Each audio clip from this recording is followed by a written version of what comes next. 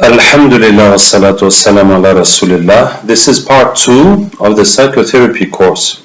So we said if someone says that he didn't suffer anything in his life, we will tell him, look at all the negative things that happened in your life and say, I didn't suffer. I didn't suffer. So of course he has to close his eyes. In each procedure the eyes must be closed, so he will be inside that situation and watching it as if he's living it. And he repeats, I haven't suffered, until he's through of all those difficult or negative situations he went in his life. If in that process he finds something that made him suffer, that is paining him, so we will work on it to remove it. If he goes through it all and confirms that no, there's no pain, so it is the end of the session and we stop there. Now, if someone does not want to speak about something, for example, I had a girl that was 8 years old. She was raped on a period of 2 years' time by her stepfather, by her mother's husband, and she was having fits at school, and her mother told me to bring her for ruqya. I said, no, that is not a jinn and magic problem, that is a psychological problem. So I did psychotherapy to the daughter, and when I told her, tell me what happened, so she said, I don't want to speak about it. So I told her, okay, just repeat, I don't want to say it, I don't want to say it. So as she was repeating that, of course she was visualizing, she was seeing everything that happened, and a part of the pain is coming out. So it is positive for us as long as she's watching, she's looking at what happened and saying, expressing herself in a way that pain comes out. That's all we need. So we don't need to rush her or to say, no, you must say. Just repeat, I don't want to speak about it, I don't want to say it. So she kept on until I told her, what do you feel now? She says, I want to say it. I said, okay, tell me what happened. So we went through all the process that happened.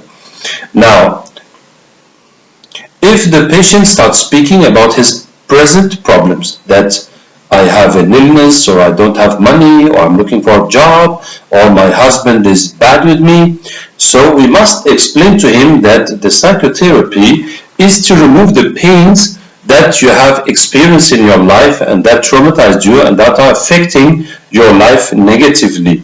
But the psychotherapy cannot solve the present problems. If you have a problem now in your life, you need to find a solution. But it's not the psychotherapy that can solve the problem you have with money or job or husband or whatever. So we tell him, let's finish our session, and after that we may discuss about that problem, or maybe we may not, because there's nothing we can do about it anyway. But let's first finish our psychotherapy. If the patient says that no, he prefers to accept his suffering, we say, okay, keep your eyes closed, look at everything that happened, and keep repeating, I accept my suffering, I accept my suffering. And that way, it will also make all that pain come out. Now, if the patient has been traumatized by one person over a long period or for many times, so especially this happens in family cases, if it is the husband or the wife or the father or the mother, it could be the boss or neighbor or someone or teacher that has spent a long period with the person, but mostly this happens in family issues. So we tell him, okay, for example, if it is the father that has traumatized his son or his daughter, so we tell him, okay, what happened with your father? So we take the thing that is most, that expresses better what happened. For example, they say he's beating me all the time, or he's humiliating me, he's always telling me I'm rubbish, or he prefers my brothers, or he prefers the boys. So we'll make him repeat until he feels okay with that. Then we ask, what is the worst thing that happened with your father or whoever it is? So he will tell us, and we take that event to do it thoroughly. Then we say, what other situation, what other thing that was very painful that happened with your father? Then we take the second one. So after the third one, we'll just take generally that he's always beating me, or so if he's insulting the person must say which are those words. For example, if my father is always telling me, you are zero. So, okay, close your eyes, look at your father, repeat, you are zero, you are zero. Until he feels nothing about it. If there's other insults or whatever, he must say it himself, because that will be making the pain come out. And then when we have finished everything, now we tell him, now look at your father in front of you. What do you feel? So for example, he will say, he destroyed my life. We say, okay, look at everything that happened with your father, and keep repeating, he destroyed my life, until that doesn't make any effect anymore. Then we tell him, look at your father in front of you again. What do you feel? For example, he say, I can't forgive him. Okay, look at everything he has done to you. Keep repeating, I can't forgive him, until he doesn't feel nothing about that. Now look at your father again. What do you feel? Until it becomes positive.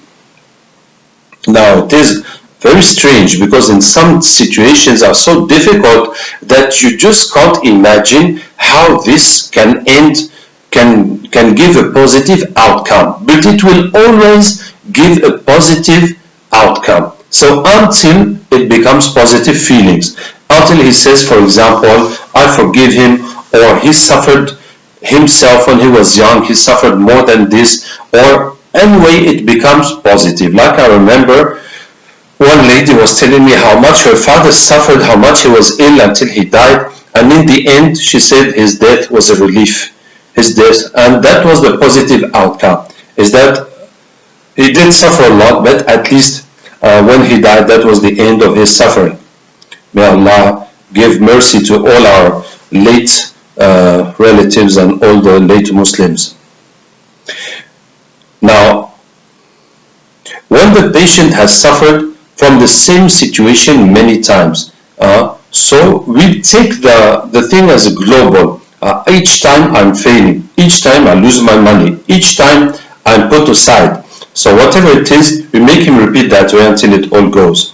Now, if the patient reports one event that is very long and very painful, for example, an illness or a divorce, or being abused by people, or kidnapped, but something that is not just one event, that is long. So once we have gone through all the events, for example, if it is his parents divorced, just as an example, so then we ask, in all this event, is there anything else that is paining you?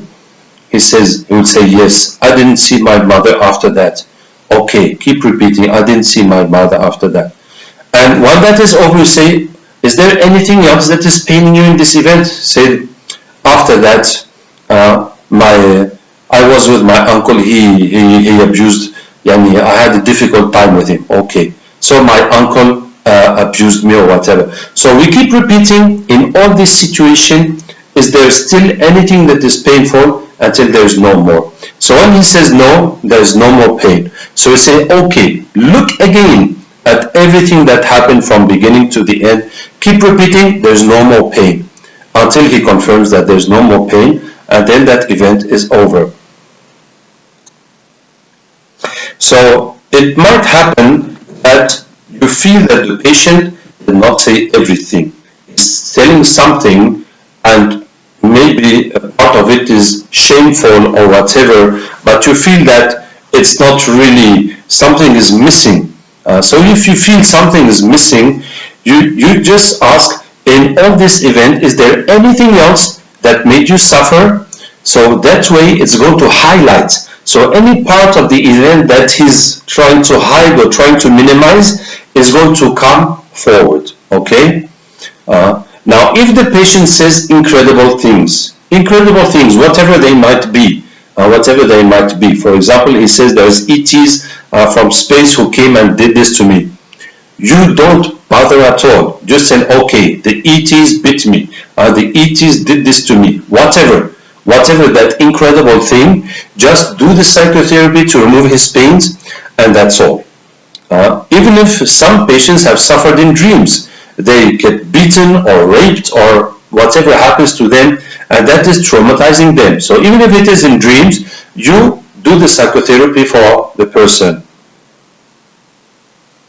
But you must know now, I'm going to speak a bit about the jinns in the psychotherapy. So when someone gets possessed and has jinns speaking and manifesting through him, it is likely that he will get possessed and the jinns will manifest during the psychotherapy, because that is removing the pains from his brain, and that is squeezing the space that they occupy. So it's like if the walls are closing on you, so of course they'll not bear it, and they will try to stop it, and anyway they cannot bear it, so they will be excited, and they will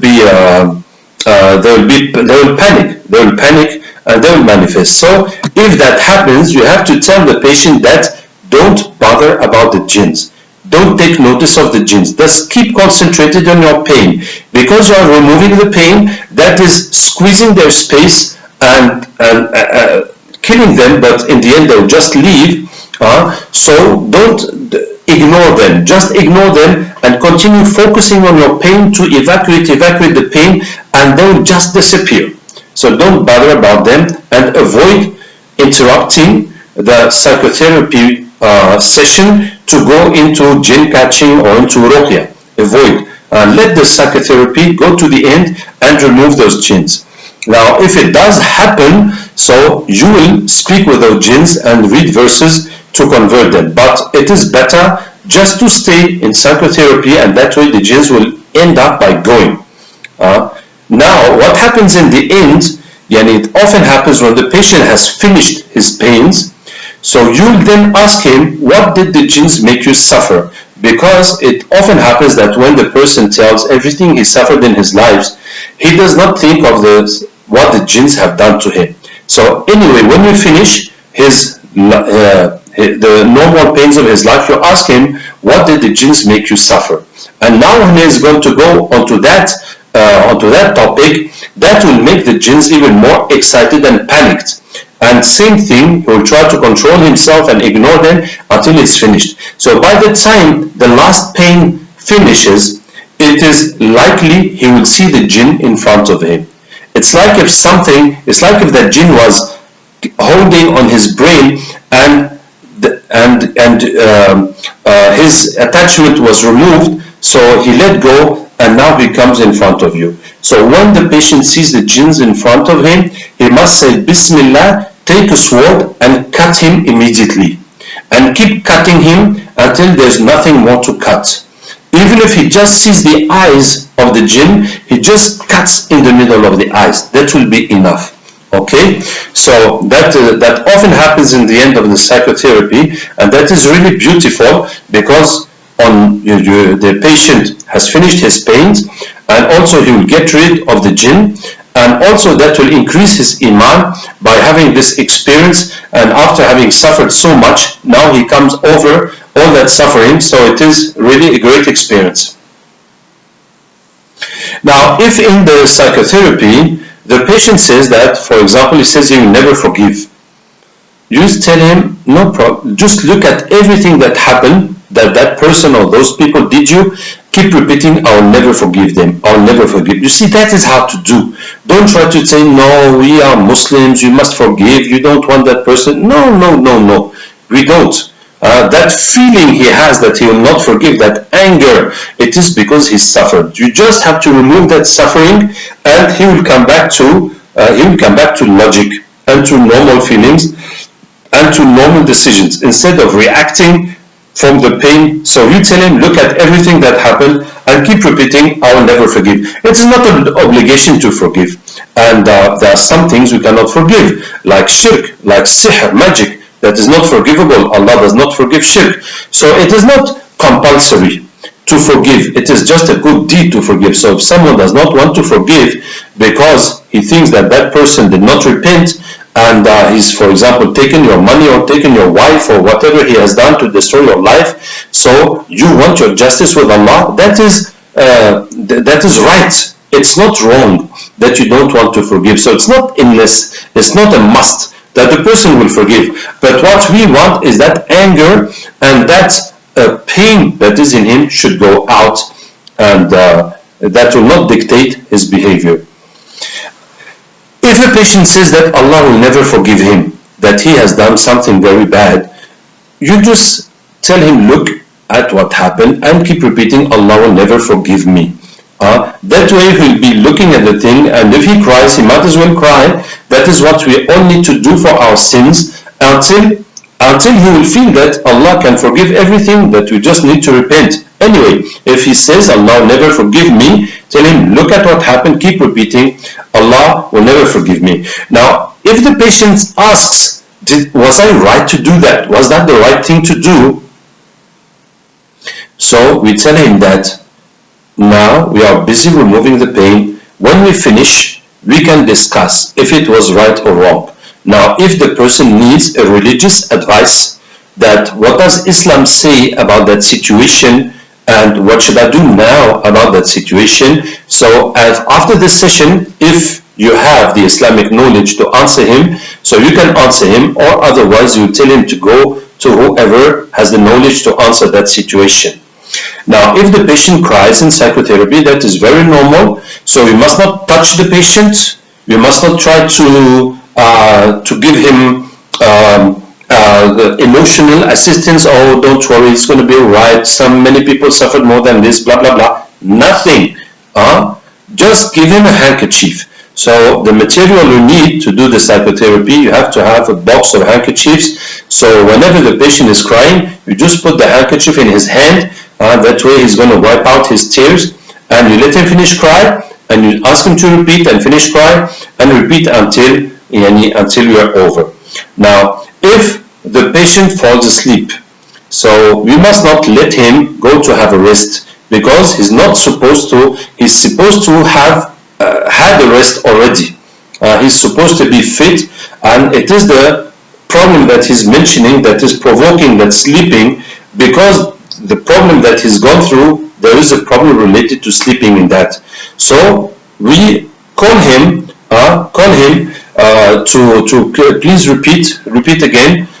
If he's really falling asleep, we'll touch him just a bit or touch his foot to try to wake him up and to continue going through the psychotherapy. Of course, if he's really tired and sleepy, so we shouldn't do the psychotherapy, because it needs the mind to be totally open and fit to do it. Now, when the patient is narrating any pain, so we have to repeat until all the emotions, all the negative emotions are gone, and we reach positive emotions. Until all the physical feelings that have occurred in the psychotherapy have gone, and until all the new information has gone. Because when the person is repeating and looking at what happened, new information are likely to come. That, he did this to me, and he said that, and why was that? And so more details are going to come that are related to the pain. So we have to repeat until there's no more information coming. Now, it happens, there is one situation that you must understand, that it happens that the person will repeat until the emotions are gone and the information are gone, but he still has a feeling of pain or dizziness or something wrong, or a feeling of death or whatever, a bad feeling, a negative feeling that is there. That means that the same thing has happened before. That means that same thing can happen many times, like falling down or being hit on the head. So when the person has repeated until we feel that event he's talking about is finished, so we'll tell him, but he still has that feeling, so we'll tell him, did the same thing happen before?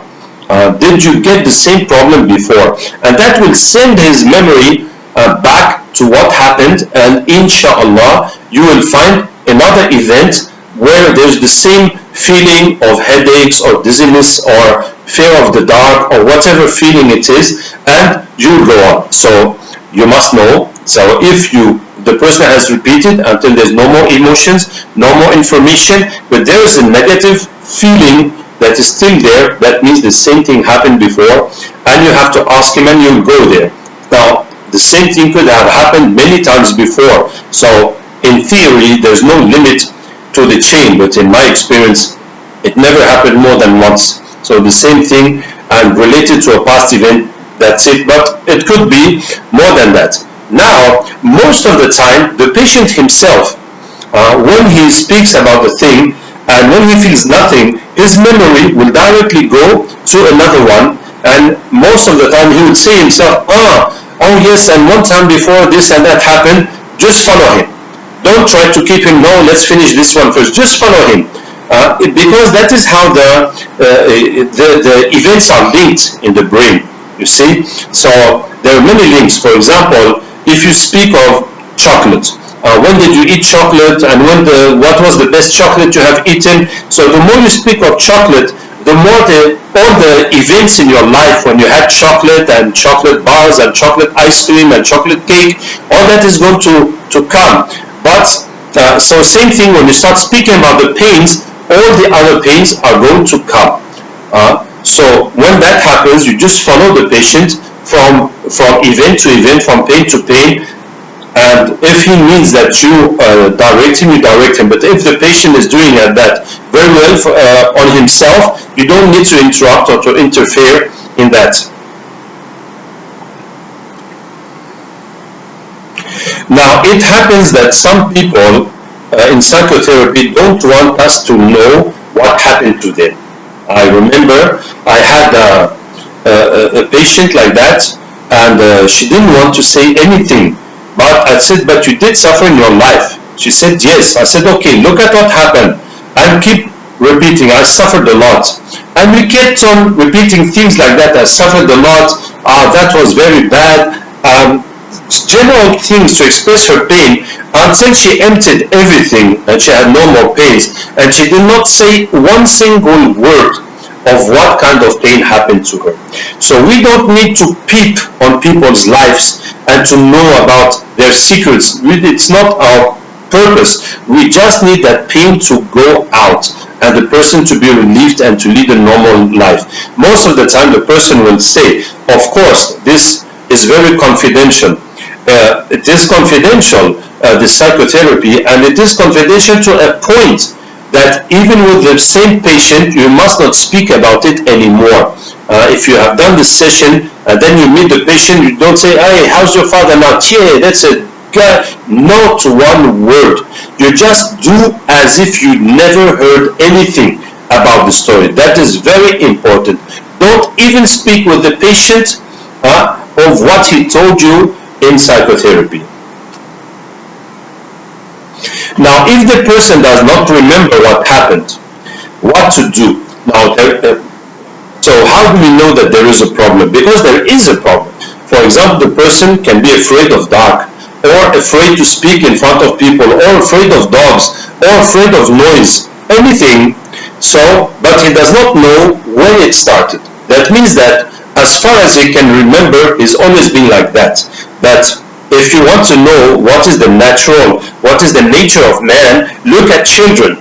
Children are not afraid of nothing. So it is when they are told to be afraid, or they are punished, or they are hit, or something pains them, that they learn to be afraid. But in the beginning, they're not afraid of nothing. So there must be a beginning. Now that beginning can be too far in childhood, or whatever reason that the person cannot identify it. So we say, okay, just close your eyes and we're going to make him repeat the thing that is the problem. For example, if he's afraid of dark, so tell him, close your eyes, look at the dark, look at the black in front of you, and repeat, I'm afraid of dark, I'm afraid of dark. And that will make him go back in his memory until he reaches what happened in the dark to make him afraid. I'll give you an example. I had the patient and we were doing psychotherapy, and all of a sudden she said, I'm cold, and she started shivering, and she was repeating, I'm cold, for about 20 minutes. And then it was gone, it finished. And she told me that when she was a baby in her house and they were living by the sea, one night she disappeared from the house, and all night her parents were searching for her, and it's only in the morning when the daylight came that they found her in her baby bed basket by the sea on the beach, and they never understood how she got there. Who put her there? What happened? And she was cold. She was freezing cold because the wind that is on the beach is a bit cool. So the baby spent the night on the beach and was freezing cold. So she asked me, "Is that what has come out in the psychotherapy? That cold?" I said, "I can't tell you for sure, but it is probably that." You see, in that situation of the baby suffering, the baby was suffering of the cold, but the baby cannot explain anything, cannot say anything, cannot understand anything. The baby does not speak yet, does not understand things. So the only thing in the memory is the cold that traumatized the baby. So when we did the psychotherapy, the only thing that was there is the cold. There's no information, there's no images, there's nothing happening. So that is very likely to happen.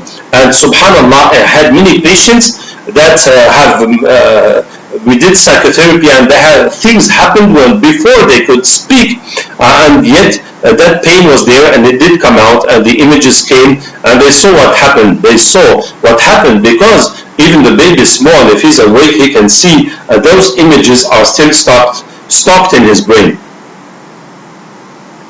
Now, when we do the psychotherapy, we must ask the patient to repeat the thing that happened and not the emotion. For example, we'll not tell him, "I'm scared." If it is dark, he'll look at the dark, say, "I'm scared of dark," to get what happened, because we don't know what happened. But if, for example, he's in the dark and he says, "Someone is going to kill me," so we don't make him repeat, "I'm afraid." Make him repeat, "Someone is going to kill me." But even that is just imagination. You must stick onto what happened. Okay? So you don't make him repeat things like, "I was sad, I am wrong, I regret." No, look and say what happened. Instead of saying, "I regret," say, "I beat him," or "I killed him with my car," or "I took that money," or whatever you have done. Say the right thing instead of giving just instead of saying the emotion that you felt.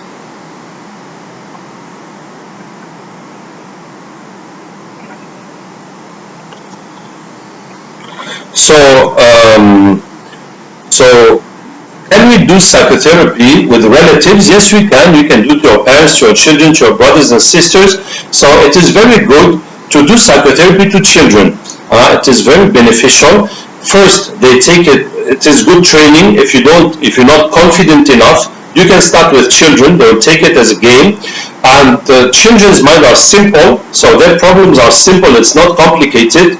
And when you do it with children, they'll learn how to do it because it is easy, so they can also do it with their friends, and it is something beautiful to acquire this technique and to do it in your life.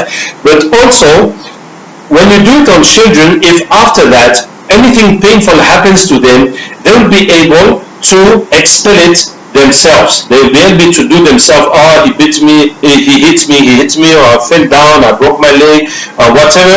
He will get that mechanic to work it himself and to remove it. So that will be like a lifetime free of all those pains and traumas, and that will be really helpful for the child. Now, the psychotherapy a man can do to a lady can do to a man. Of course, we must avoid fitna.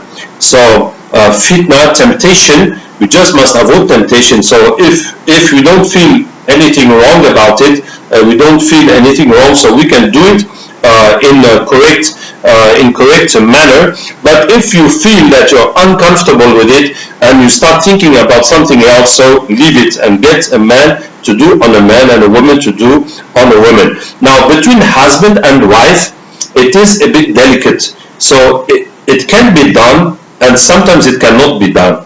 It cannot be done or when it is matters that affect the couple, or a man or wife can have an ex and have stories with the ex that he does not want his wife or husband to know about. So if it is delicate to do it in the couple, don't do it in the couple. Get someone else to do for your wife, for your husband. But if you can do it without problem, so you might as well do it on the couple. Now, someone can also do it alone if if he can master the technique. One day you can try anyway, but it's like putting an injection to yourself. So it is possible that someone will put the injection, but if you are afraid and you don't want to hurt yourself and you start doing that, then you remove, so you can't. So let someone else do your injection. But so if you can do the psychotherapy, because you have to speak and in the same time you are removing your pains, in the same time you have to control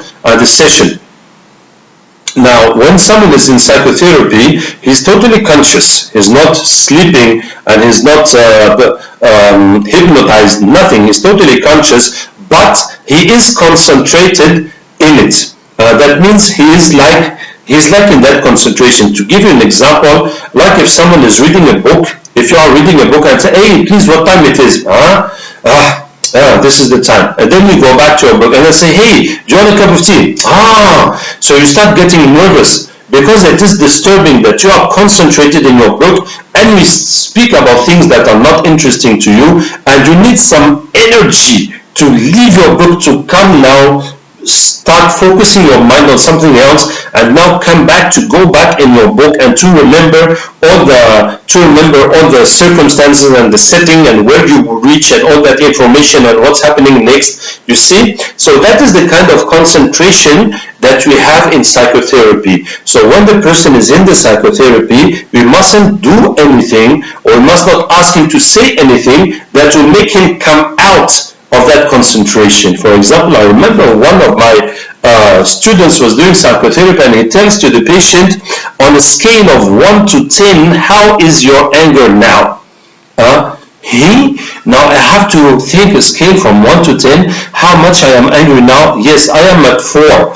That is taking him completely out of the situation to answer that question. So we let him in the situation, we just ask him, what do you feel? How? And you don't say, what do you feel now? Because when you say now, you're taking him out of that situation. So just say, what do you feel? And make him continue in that situation. Now, we can do psychotherapy by video call, by video WhatsApp or Skype. It is possible. Well, it is better to have the person in front of you. So if he needs handkerchiefs, you give him. If something happens, you are here to help him. But it is possible to do by video call, but it is not possible to do by phone, because you need at least to see the person and to see his reactions to know how far you have reached, and are you going to is it enough or not enough. And also the person must not be holding the phone to do the psychotherapy. He must be hands-free so that he does not need to think about something else. May Allah Ta'ala help us and guide us. Now, this psychotherapy is really very beneficial, and it is we advise everybody to do it, even for matters that have no relation to jinn and ruqya. So you can do it for yourself, for the people around you, for anyone who has suffered. Now, if you are a professional of helping people, like any humanitarian organization or social organization, anyway, you deal with people who have suffered, even if you are an imam and people come tell you your problems. So it is very useful to have this tool, and whenever people tell you about their suffering, you start doing the session with them. We also organize training sessions for psychotherapy. So we take a group. For example, 20 people. Will explain the type of psychotherapy. We'll take one person to do a sample on him in front of everybody, and then we'll put everybody by twos, and they will do to one another, and we'll be going around and checking that they're doing it correctly. And by the time they finish, we will gather them again to correct all the mistakes that we have observed, and to see if there are any more questions. And so that way they will all acquire the technique, and they will also each one will get psychotherapy done on him to remove all his pains. So this is really a beautiful tool if you go to help any place that has a catastrophe like war or a disaster or whatever. So it is important to have this tool with you so you can relieve people easily, and not only you can relieve them, but each person you will relieve, you'll also explain to him how to do it to others, and that will be really help. And in our psychotherapy work, in all our Ruqya centers, we need to have this tool because for some patients it is absolutely necessary. But if we have the possibility, we will do it systematically to each patient. So if someone does not have much to say, that will end very fast. And if someone has a lot to say, so we will take the time, and that will be very beneficial to him. Wassalamu alaikum wa rahmatullahi wa barakatuh.